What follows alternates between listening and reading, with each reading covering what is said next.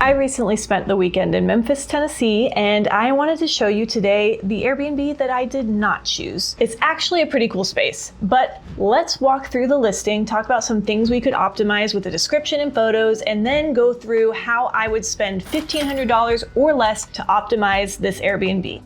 Let's get started. All right, as we look at this listing here, loft apartment in the heart of Midtown, I think it's actually a great listing headline, but when you look at the photos, they're pretty dim. They don't give you a great sense of the space, and the space doesn't have a lot going on. It's kind of stark. I think minimalist and modern is cool, but I don't think that means it needs to be boring by any stretch. We also don't have very many photos here at all. We have 7 photos total. That doesn't exactly give a potential guest the full picture of what they can be enjoying in this space. As you can see, this is a pretty recent host. They just joined about 2 months ago. They only have 3 reviews so far. They're good reviews, which means once people do get there, they're enjoying the space. But I think a lot of people aren't booking this space because it's not very inviting from the photos that we see here. I also think as we look at the listing description, they could do a little bit more to describe the space, what they'll enjoy in terms of amenities, and give multiple ideas of nearby attractions in a little more detail than just Beale Street and FedEx Forum. What are the restaurants, bars, coffee shops that people might be excited to visit while they're at this particular loft in Memphis?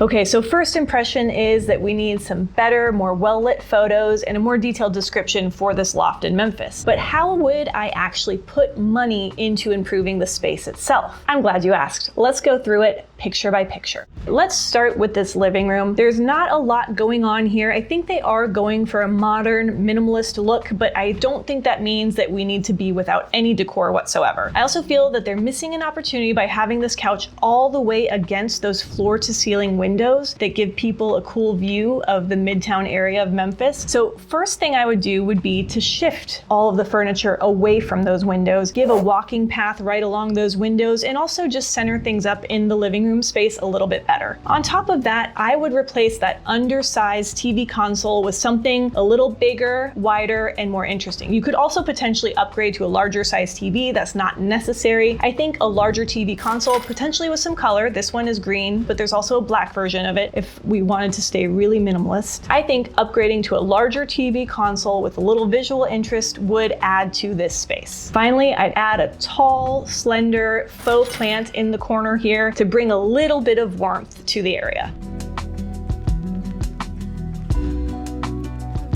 And then if we look at this living room from the other direction, again, I would move that couch out, but I would also add something on that wall behind the couch, again, to add a little bit of color, a little bit of visual interest. If they're going for sleek, modern, not too bright, I think a deeper green is a great neutral tone to use in a space like this.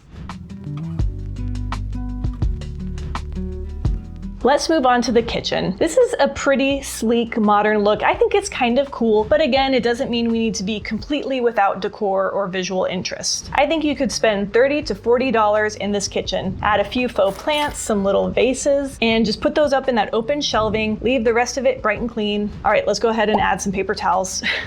But besides that, I don't think there's a ton that needs to be done. Adding a little bit of decor, brightening up and framing the photo a little bit better, and I think this kitchen already looks so different.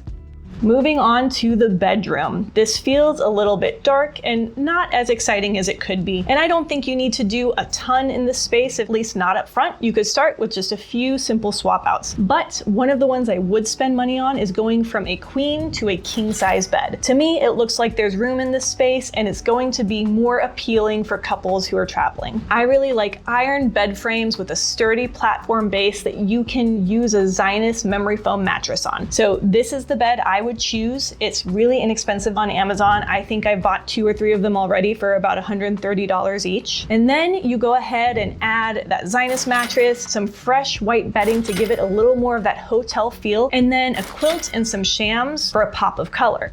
I really love these particular ones that I'm showing here. There's a link down in the description because they have a ton of different colors. You don't have to go green like I tend to go with a lot of my rentals. It's my favorite color, but there's a ton of options for whatever color scheme someone might be choosing for their space. And then finally, let's go ahead and add a little bit of art on the walls. It doesn't have to be loud. It doesn't have to be overly colorful. I thought this set of 3 pieces of minimalist botanical wall art was a really nice touch that adds a little bit of character to the room without losing the minimalist feel.